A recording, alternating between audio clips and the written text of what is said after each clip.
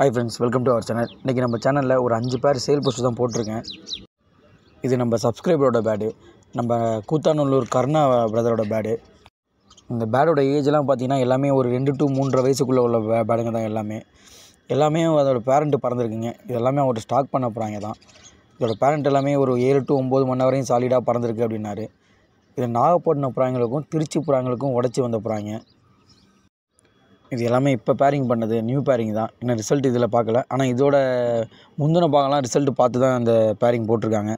இந்த பேர் யாருக்காவது வேணும்னா டிஸ்கிரிப்ஷனில் நம்பர் தரேன். நம்ம நம்பரை பர்சனலில் கான்டாக்ட் பண்ணுங்கள். இந்த பேரோட டீட்டெயில்ஸ்லாம் அவங்க சொல்லுவாங்க.